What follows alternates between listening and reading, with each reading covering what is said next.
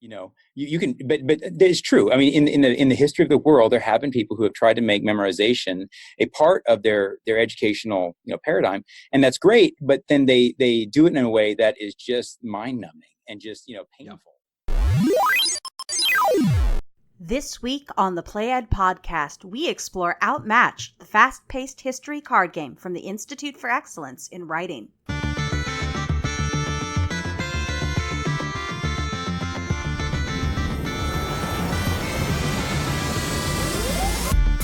Welcome to the Play Ed podcast, where we explore cultivating connections through play. Hello and welcome to the Play Ed podcast. I'm your host, Laura. And I'm Chris. And we're here today to explore cultivating connections through play. So, we have another exciting interview to do today. Yes, we do. And it was a fantastic one. We're very excited to share it with you. And to give it a little bit of context, we're going to talk about a game called Outmatched. And it's produced and sold by the Institute for Excellence in Writing, IEW. And some of our listeners may know IEW, some may not. And fortunately, when we talked with them about this game, which we love and we love playing, they were very kind enough to give us kind of an overview and so forth. Mm-hmm. But to tell you about the game that we're talking about today, it's called Outmatched. It is a fast-paced memory card game. It is very easy to learn. And they currently sell two versions. One based around ancient history and a second based on medieval history. So if these are areas of history that you are studying, this is a game that can be integrated into a classroom. It can be a fun way to drill facts about a number of different periods and places in history. And in some ways, it's what flashcards always should have been. Yes. Well, it takes the idea of the flashcard and the use of repetition in building memory, but it creates a game structure where there's more to remembering it than simply, yay, I might pass the test. That's true. And it's fun watching our kids get really excited about it as they make the connections. And we have a lot of fun. And as we mentioned, it plays very, very quickly. So you can get a lot of hands in, even in a very, very brief space of time. The ancient history set comes with, is it 8 decks? 8 decks. 8 decks, each with a different theme. And so it's kind of like the gameplay is the same regardless of the deck, and you don't mix the decks. So you're just trying to do matching within a given deck. So you've got the same basic gameplay, but 8 different sets of information that you're working with. Can you run through just really quickly what the subjects are? Certainly. So there are 2 different decks around Rome. One is Rome generally, and the other is Rome, Fall of the Republic. There is ancient Greece. There is ancient Greece archaic and classical, and there is the Greco-Roman world. There's ancient Egypt, Lion of Judah, which includes the history of Israel and Judah, and there's Mesopotamia. Mesopotamia one was challenging. Very challenging. I remember we gave that one a stab right after we got this. And we were watching a lecture series on Mesopotamia at the time. And I was still only getting maybe a third of the connections. So it served as an opportunity to help instruct me. And then I could use that to and from there recognize where the gaps in our own education were. And because the game is faced around the memorization and connection of various historical facts, they are in some ways the most essential to remember. Just as remembering, 1492 is the voyage of Columbus or 1066 is the invasion of the Normans, this is the same idea of knowing those significant dates, significant people, significant places in the ancient world. So that there's a framework to hang all the other stuff on, like daily life in, or Why did things happen? Causality within historical events. Because when you don't have that, you inevitably end up with what I have, which is what I call Romans versus Indians, which is the kind of gameplay when you hand children a bunch of historically themed toys, but they end up kind of jumbled with no sense of this culture is separated by 1,000 years from this other culture. And so knowing that, for example, Egypt has a history that spans millennia, and that the Egypt of the pyramids is very different from the Egypt of the Ptolemies and Cleopatra. Yes. Who were themselves Macedonians in origin. Mm-hmm.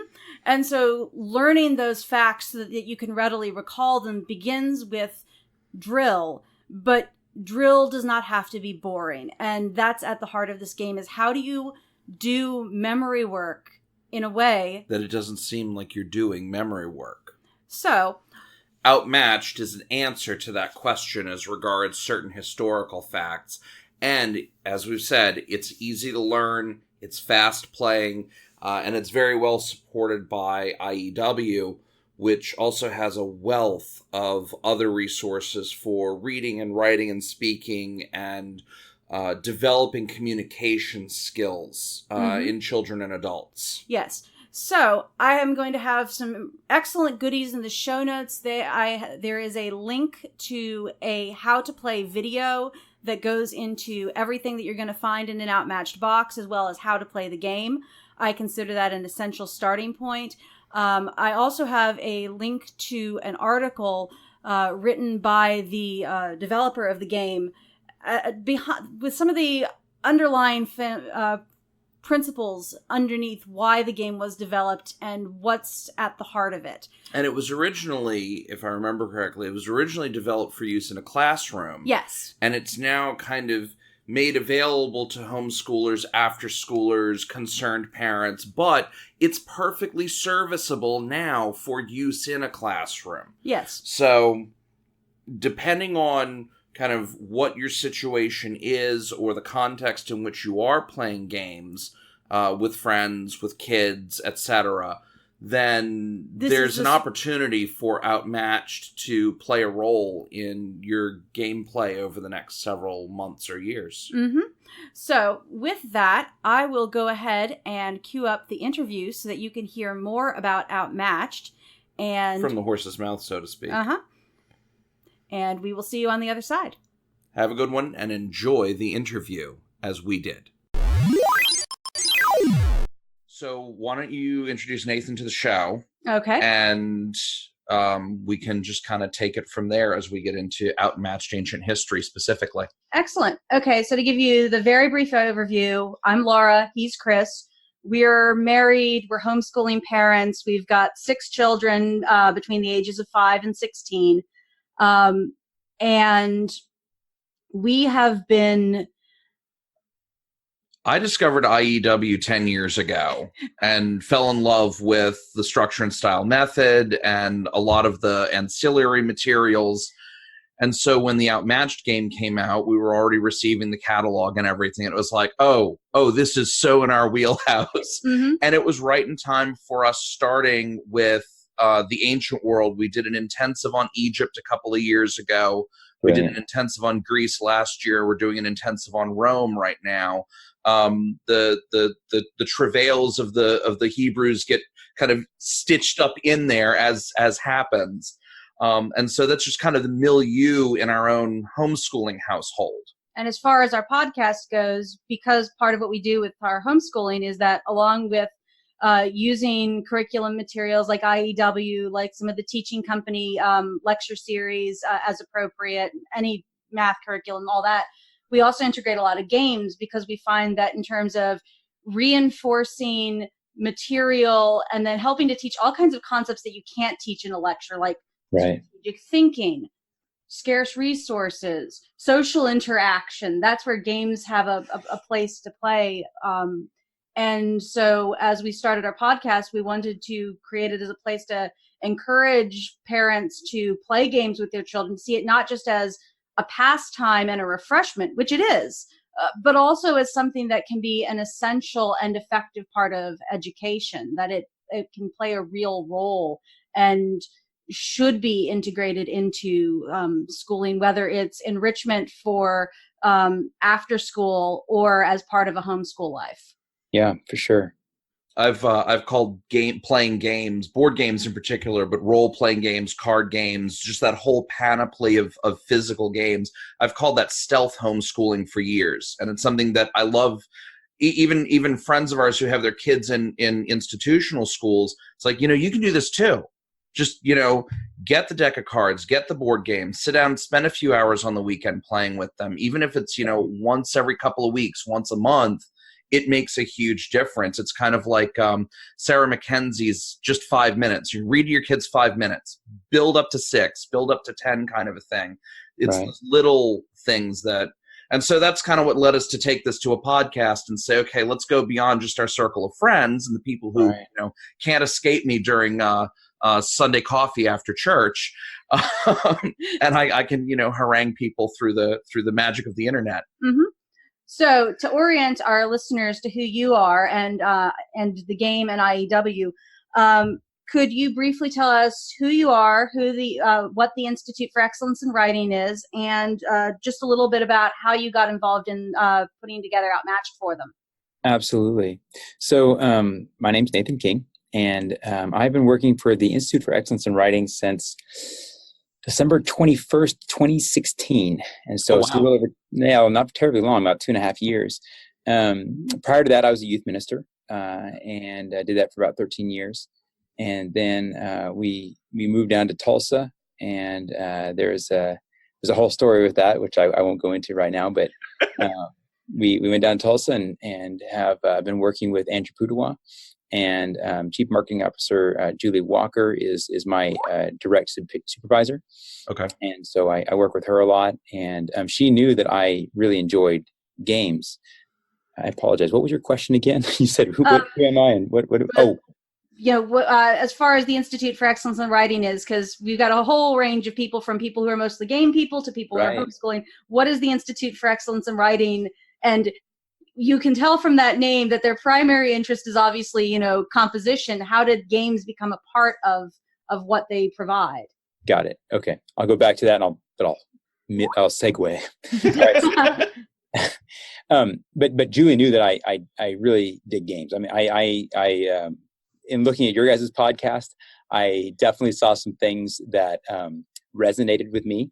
And so I thought that was really, really cool. I didn't know you guys existed until you reached out to us. And so I appreciate you letting me know who you are. So that's kind of exciting. Thank you. And I definitely dig the Roman side of things. I talk later, but anyway, so that's kind of where I came from and kind of how I got involved, or how they knew that I'd be maybe a good fit for this project.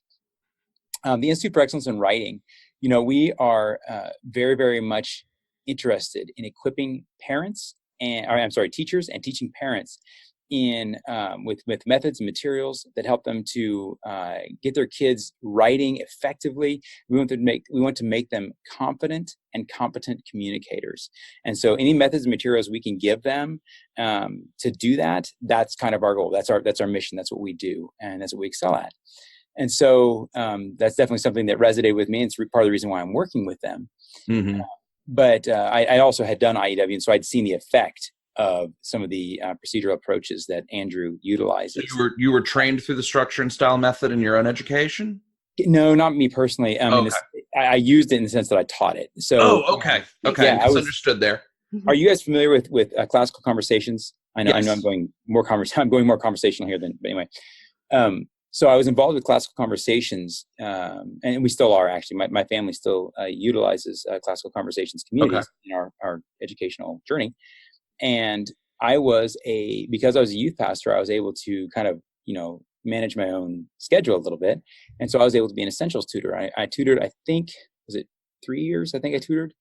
It all kind of merges together there. But for 3 years, I was able to utilize IEW. And so I saw firsthand, the power of just that kind of easy +1, little bit by little bit, and the growth potential there in students' writing capacity. I mean, it was fantastic. Yeah, it was amazing. And so when the opportunity came to work with IEW, it was certainly, I was certainly open to that. So wonderful. That was pretty cool. Yeah. So as far as where this game came from and how it intersects with the Institute for Excellence in Writing. The guy that was actually instrumental in starting the whole story of IEW is a guy named Dr. James Webster. And he is in Canada. He is Canadian.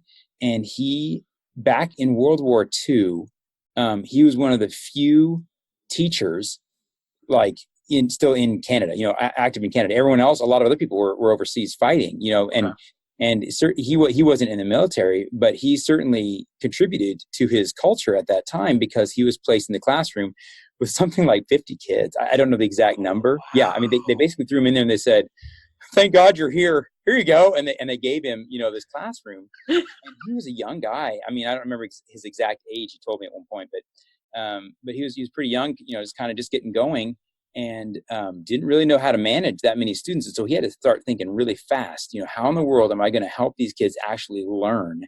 And so in the process of that journey for him, he developed, of course, the structure and style writing method, which is what IEW utilizes. Definitely need to check that out, IEW.com, check us out. But there's also, he was very much interested in teaching also factual content. And so that was kind of the part that didn't intersect with IEW early on, right? I mean, that was the part we didn't really focus on.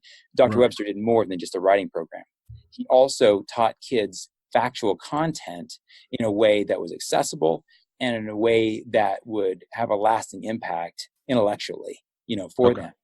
And I believe I delivered to you a, did you read that article? Yes, I did. And I'll be putting a link to that in the show notes. I try to, for anyone who wants to dig in further, I try to keep the notes detailed, but that was a really interesting article. What really struck me reading through it, I'll make sure you get a chance. Yeah, I haven't had a chance to look at it. I apologize. We have this, there's an old saying, repetition is the mother of memory.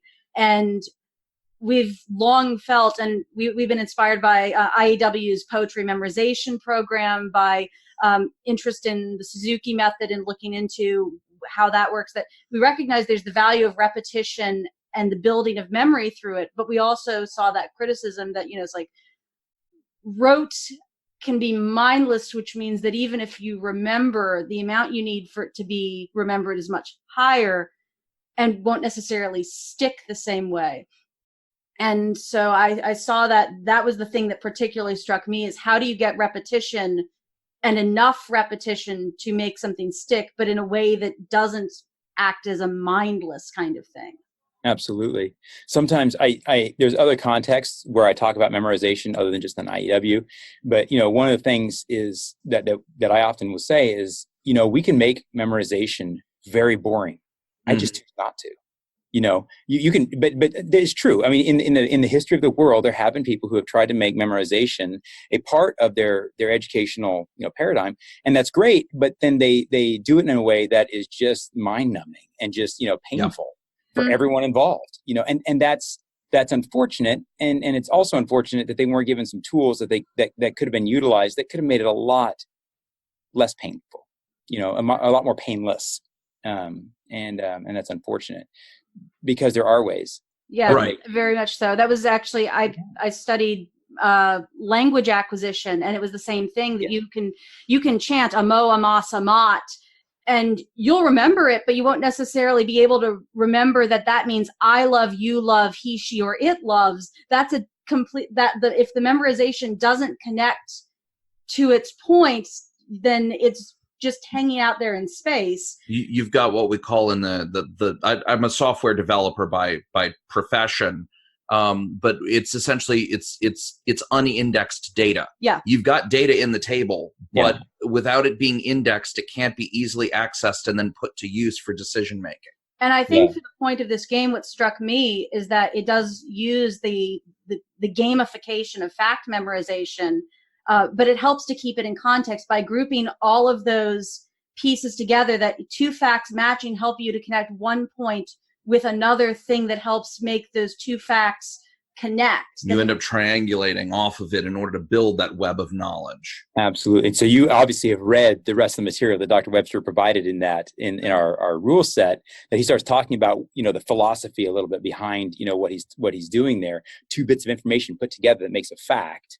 And then if you add another one on, it allows for this kind of mental peg, right? You're able to kind of build this construct, this mental construct around an idea that is very simple at its core, but as you add more and more, you get to see the connections. You get to see how that all works together and how that meshes together. I assume when you say what classical conversations is, the classical model, that dialectic, right? That connective capacity allows for real comprehension. Right. Mm-hmm. Knowledge by itself is not worth a whole lot, right? No. It's always there to be used in another context. It's like, you memorize the ABC song, right? What purpose? Just so you know it? That doesn't make any sense. Of course you memorize it so you can use it, right? But the first step is you have to have that memorization. And so if you have those historical facts in play, you have that capacity to start talking about, wait a second, I hear this name Julius Caesar, and now I have a context, right, to be able to even talk about Julius Caesar. It may not be very much, but my eyes don't glaze over because I know I have some semblance of what you're saying. Right. Mm-hmm. I think I just went on a soapbox, didn't I? I think I went on a tangent. It's fine. It's fine. It's a soapbox we're often on, so we're very simpatico. Very much so. Yes. Other people who see it. Absolutely. And particularly with history, I think that as much as people will denigrate, dismissing history is more than just memorizing names and dates. It's like, it's got to start there. You have to have a framework to hang off all of those ideas, and you can't talk about the impact of the Punic Wars if you don't know who the parties were and what happened and when. What's a Punic? What is right? Right. I always wondered that one. Like, I heard of them, but I never knew. It's like, what is that? Yeah, totally. Yeah, you absolutely have to have a context. And if you have that context, even a little bit, you can start talking about it. I mean, I understand every word you say, but I'm tracking, and I'm starting to understand how it relates to the content that we're discussing at that moment. Mm-hmm. And it's pretty neat what memorization can do in providing that context. Mm-hmm. So one of the things that impressed me when we first started playing Outmatched Ancient History was how our youngest ones who still can't read could, at least as the rounds progress, start making the connections of the icons with the events. And so they were making the connections even if they couldn't read the cards. Yeah. But we were able to play. The game plays so fast that it was like, oh, well, let's do another one and another one and another one. And so the kids didn't realize we're sitting here spending 2 hours drilling history facts. Yeah. And that's exactly what we did, having a good time. And we came away with even Xander was what, 4 at the time. Yeah, I think he was 4 when we got this last year and started playing it. He came away with at least, an ability to, if you gave one of the prompts, he could at least connect it within the context of the game. And so at some point, as he gets older and we keep reviewing this stuff in wider context, that peg's already there to build on. Mm-hmm. And that was really fascinating to watch and wholly unexpected. I mean, I know they learn like that. It's another thing to watch it happen in front of your eyes over the course of 120 minutes. Yeah. Totally.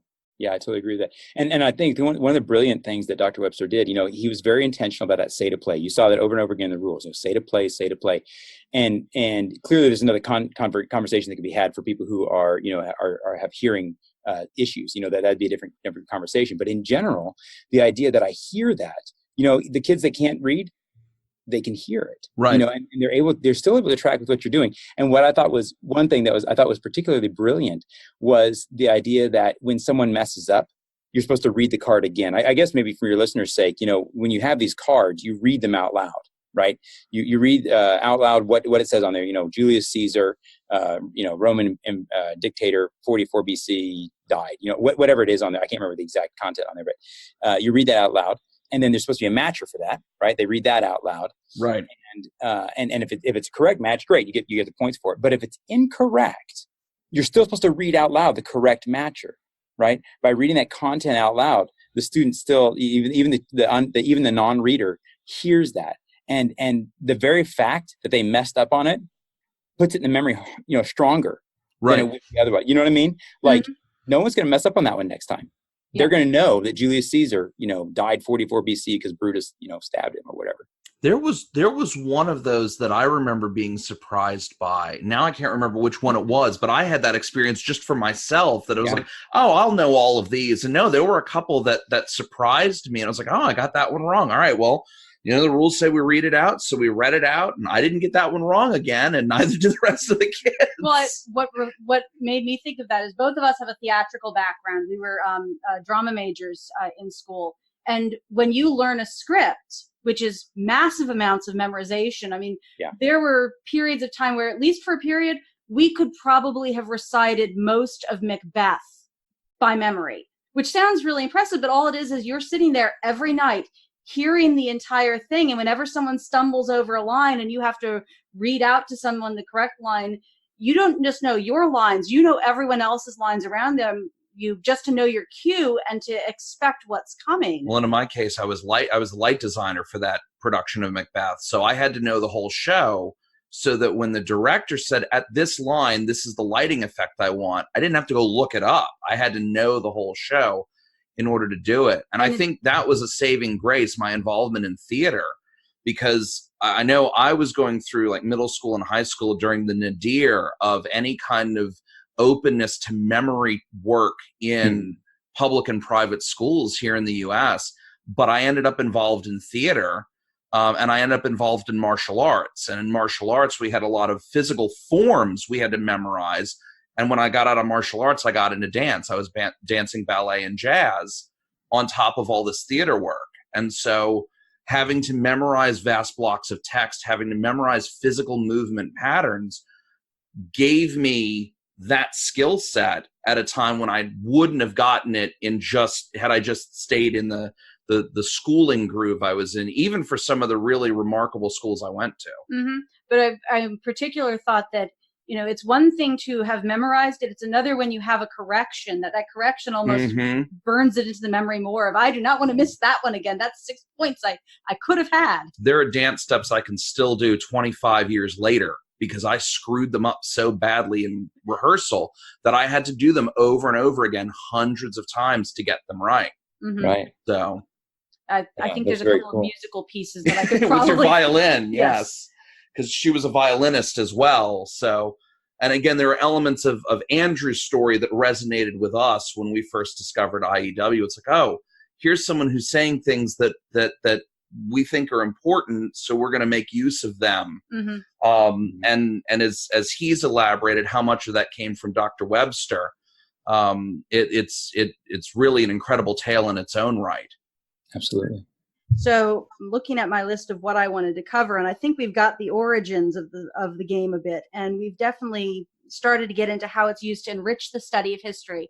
So this game was used in Dr. Webster's classrooms, but obviously there were lectures and other things. So this becomes a kind of way of drill to make sure that you're remembering those key points and names and things. Absolutely. So yeah, he definitely would. That's a great cue.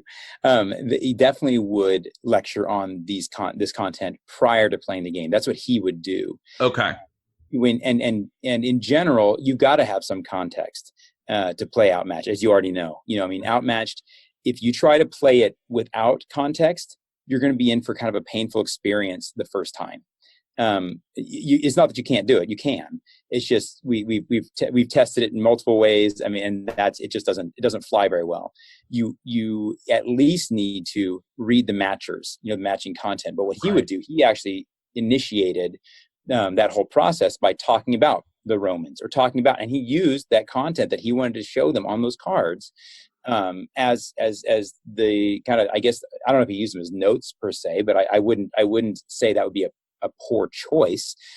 Basically using those as notes to say, hey, here's who this guy is, who Julius Caesar is and what happened with Brutus and why did Cassius, whatever.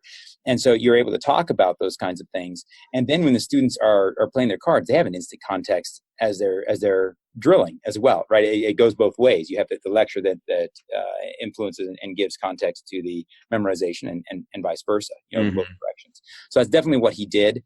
So the students had some idea what they were looking at. I think the first deck that we played was after we had just wrapped up our Egypt course. Yes. And Egypt proved to be really good because there were lots of elements of it that were at least familiar, and there'd be those moments of they'd look at a card and it's like, I should know this. I remember listening to Dr. Breyer talk about this. I should know this. Short plug. The teaching company's got a series on Egyptian history, which is fantastic, and the kids loved it. But having been freshly off of that series, we were then going through, and it's like, you don't have to remember the name of every pharaoh in every dynasty, but you should know who Hatshepsut is. You should know who Ramses II is. If you've at least had an introduction to those topics. And that was the thing, is right after we played the Egypt hands so successfully, I got really cocky and said, let's do Mesopotamia. That was not that did not go as well. I think that's what inspired us to say we probably need to study that one a little bit more deeply. Yeah. Very true. Very true. Because again, we discovered very quickly that we didn't have enough context, even as adults, to help guide the kids into that. Yeah. Whereas, I could probably still wing it with Greece and Rome, even without too much review. It really hammered home for us that providing that context, even in summary for the kids, is going to be essential to them staying out of the frustration zone where learning stops, and in that area where you're just stressed enough to learn and still have fun. Yeah. For us, that's a huge point, is how do you calibrate that? That easy +1. Right. And that if it's easy +1, it's just enough challenge that they keep on stretching and growing. You don't want to have the mental equivalent of going to the gym and tearing a muscle. Right. And that's why you have to have and that's why you need to have a context for this game specifically, but for a lot of games, to have that kind of context in starting it, so there does need to be an introduction of some kind. And whether it's reading the match content, the study sheets, whether it's reading the which card matches which, or if you're actually going on it sounds like you guys had a great study, initially. Oh, yeah. That sounds really, I'm kind of intrigued, but that's fantastic because it gives that context and they're able to start talking about it. Mm-hmm. So the other thing I wanted to know, one of the things we've noticed is that, to keep things in the fun zone, it's really good to know making sure that you're not just shoving, let's do, the history of Israel without having ever done an in-depth study. If you get it in, snippets, you're not going to be able to remember in what order things happened, when or where, or, at what point did the Assyrians come in. All of that is very much something that's you need to have that information. So knowing that you need preamble, you need to have context to play it effectively. What other things sort of need to be good prerequisites for effective play? Like we've mentioned that our pre-literate children can play it, but without being able to read the card, there's a lot more of the, I want to play this card, but I don't even know if I've got the right one going on there. Yeah. So would you say that making sure that they've got the skill of reading beforehand would be a necessary starting point? I wouldn't say it's necessary because as you've seen, non-readers can play, but you need to understand the limitations, right? Mm-hmm. I mean, because the reading does, you're not going to be crying. You know what I mean? Like right. it could be a frustration point. It certainly could be a frustration point for those who are non-reading. And some of those words, let's be honest, we're talking about like ancient, peoples and ancient personalities, ancient legends. There can be some names in there that are mouthfuls, and can yes. be. You've evidently experienced. What's that? Nebuchadnezzar. Yeah, Nebuchadnezzar being a good example. And then there's of course the fun of running into words that you may have heard before, but having them spelled out, and the logic behind a word like archipelago is not right. going to.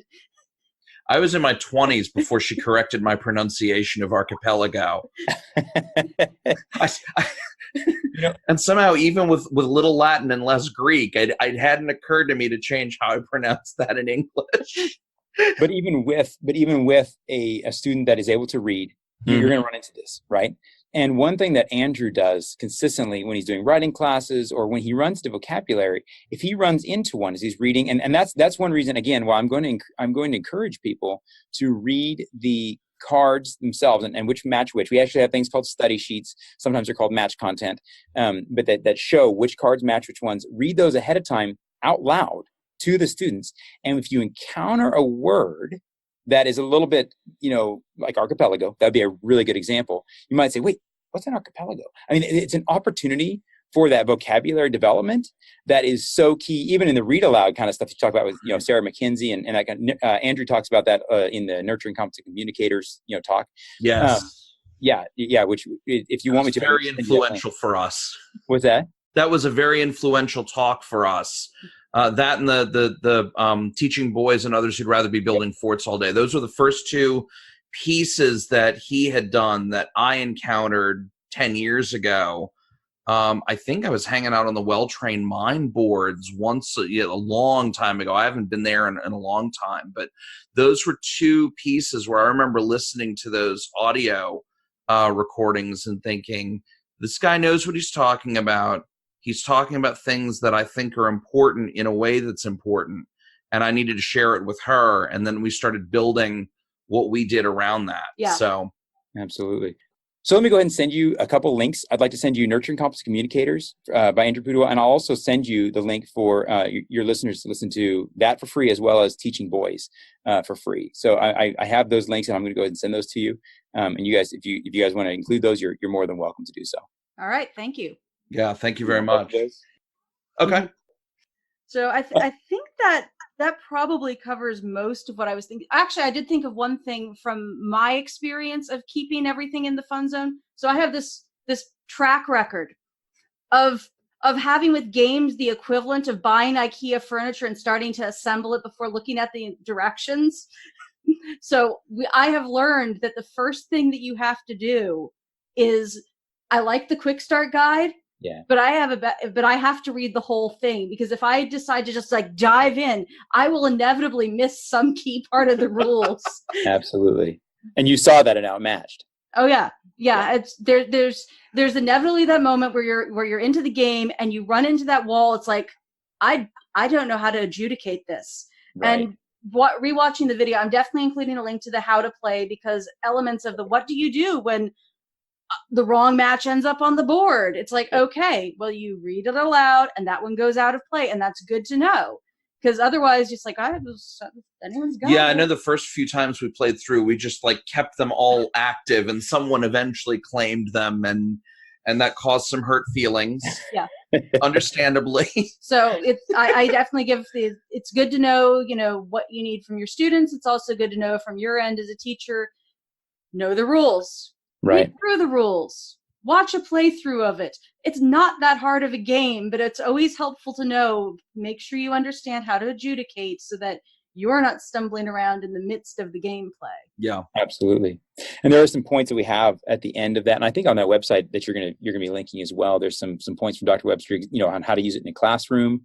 To get those repetitions. He targets 55 repetitions for lifetime mastery.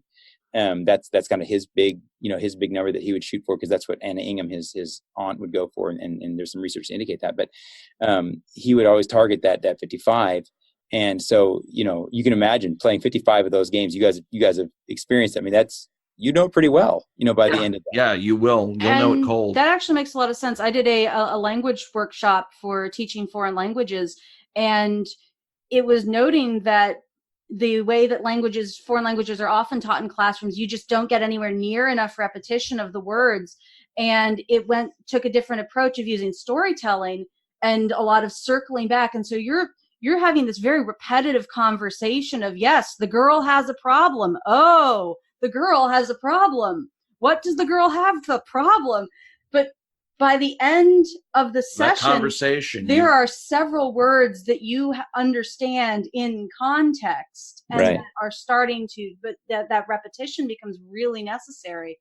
And 55, I could imagine that by the time you played through a deck that many times. Well, it's certainly more manageable than the 10,000 hour threshold that gets bandied about because of Malcolm Gladwell's book. So 55 repetitions is manageable for normal people. Yeah, it's no big deal. Yeah, and unless about the number of class hours that you probably spend on something per year. I mean, even if you're tackling the entire ancient world in 1 year, Right. that's still manageable. That's still, the game doesn't take that long to play. And if you played it as part of a daily thing, you could probably get that 55 repetitions over the course of a school year easily. You could. So now there is one caveat. The way that he manages it, and you'll notice in the game, it has 8 different decks, 8 different cultures, or in some sense, subcultures, because they're kind of the fall of Rome. And so there's some crossover on some of those. But one of the reasons why he has different ones is because when you play a deck about 8 times, and when we've done the playtesting, it's gone over and over and over again. It's been about 8 times, sometimes 9, but generally about 8. It becomes mechanical. It becomes no longer fun. I wouldn't say it's not fun. Yeah, I'd say it actually kind of loses its fun because everyone's so good at it. It's not really a game anymore, right? Okay. It becomes an exercise. At that moment, at that point, put that deck away and now pick up a new one for 8. Then go back to the first one for 4, right? And it becomes mechanical again. You at first you forget and you're like, oh, what was that? Julius Caesar, what? But then you get 4 times, then it becomes mechanical again. Then you go to a new deck, 8, then 4, then 4. And you keep working through this whole thing. So yes, it's true. If you did one deck 55 times, first off, your kids would hate you. But secondly, you would know it cold. But it really does need to be broader than that. So while I agree with you that 55 could easily be done in a school year, it may be a larger project to go through the whole 8 decks at 55 times a pop. Yes. Which 440. But I like that idea of that pyramiding down. Mm-hmm. And looking at the way we've done it, we did like Egypt and then into Greece. And so if you're doing cycling through the Egypt and the Greece, and you've actually got that Greco-Roman, and you've got a number of decks that even if you're working with more granular levels of study, you've got a number of decks that work around that. And then I noticed that they're the medieval set which we don't have yet, but are planning to, right? Because we'll be coming up on that soon enough. Yes.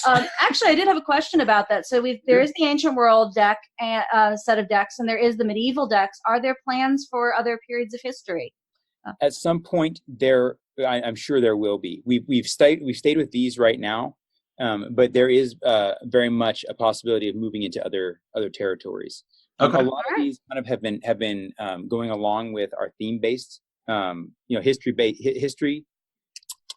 The theme-based, the history-based theme books that support the structure and style method.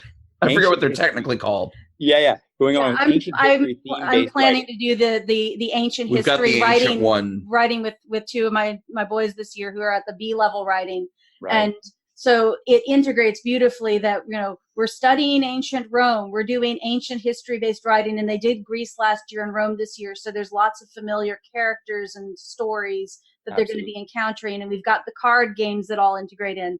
And I think a lot of the read alouds and sort of literature we'll be tackling this year will be based in that time period. So you start to see how all the pieces of the puzzle come together, where you can say, okay, my writing is covering this time period. My history study is covering this time period. We have games that we play that support this, that help to reinforce it. And so by the end of the year, they ought to know who Aeneas is, and they ought to know who Julius Caesar is. We hope.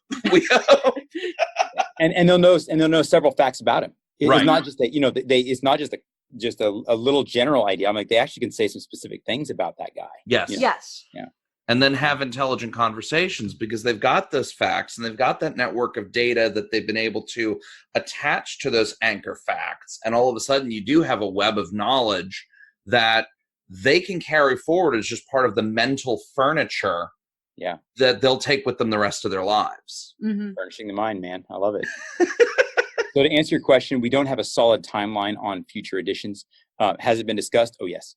I mean, yes, there's definitely been discussion in that vein. We just have to allocate resources where we can. And right now, our eggs are in different baskets right now. We just can't do that particular part of it. So. We understand how game development works. There's always the idea of you can definitely see where it can go, but you have to get... there's got to be the market, and there's got to be the capital to fund it. Well, and it's one channel within a host of other business decisions that need to be made. Mm-hmm. Well, I mean, we play enough resource management games, and even in our own life here with this little podcast, it's like, we've got this thing we want to run off and do, and we've got this other thing we want to run off and do. It's like, and I still have to teach my children and keep meals on the table. So Absolutely. there's only so many things you can do at a time, no matter what your situation in life is. No, that makes sense. But definitely we'll keep an eye out to see if other ones come up down the road. And in the meantime, I'll definitely include links to the games, because this is one that we think there are other games that we play that we love, but we recognize not everyone's a hardcore war gamer. But just about anyone can play a game that's memory based and is going to support what they're doing in studying a history curriculum. So with that, I think that probably covers what we wanted to ask. Is there anything else that you would like to add, or is there social media so that people can keep abreast of what IAW is up to? Absolutely. They can find us on facebook.com/excellence in writing, all one word. And, that's our Facebook group. We're also on Twitter, Instagram, and Pinterest. So there's plenty of social opportunities there. I do like what you said, that there's it's certainly a different kind of game. It's, it's not, there's hardcore war gamers. There's, all manner of board games and all kinds of genres out there. And Outmatched really kind of is more akin to a learning party game. I think it'd probably be a good way of saying it. Mm-hmm. And so it's definitely different. I do have a question. Have you guys looked at the other downloadable content, like the other games, the geography games and that kind of stuff? No. See, I learned about that today going through the unboxing. So this is a case of I should make a point when I buy a product from IAW to know that they never just send you the product. There's a dozen other things attached. You guys go check it out. Is that what's referenced at accessing your downloads? Yes, I should know by now. Yeah, so there's geography and vocabulary games. Geography is something we love, and part of the reason we love a lot of our ancient war games is the maps. You will never forget where the geography of the Aegean, once you've spent 6 weeks playing games set in the Peloponnesian War or something like that. Yeah, and Dr. Webster, one thing that he said specifically about that, he said, history doesn't make sense apart from geography. And very true. He's a big proponent of geography. So that was one of the things that he absolutely wanted, was this geography game. So check those out, because and the way that he built those particular games, they're a little bit different than the general Outmatched games. And there's rules for that downloadable, with that set. I think they're a lot of fun. And they're very intriguing. And when you start understanding, ancient geography at the level that he's teaching it, it's phenomenal for your comprehension of talking about ancient history. It's phenomenal. Excellent. Yeah, we definitely have to do that then. Yeah. I didn't know about them. Now I know. Yeah. Knowing is half the battle. Absolutely. All righty. Well, thank you very much for your time. It's been a pleasure speaking with you. You too. Laura and Chris, thank you so much. Thank you. Very much. Have a good one. Okay. Bye. We hope you enjoyed today's interview and are interested in checking out Outmatched. We'd also like to invite you to contact us. Let us know if you have any stories about playing Outmatched or any other memory-type games that you enjoy or that your kids enjoy. You can reach us. Laura, tell our listeners how they can reach us. Yes, you can write to us at playedpod@gmail.com. Follow us on Instagram and Twitter at playedpod. You can also follow our Facebook page, Played Podcast. Until next time, thanks for listening. Have a great one. Bye.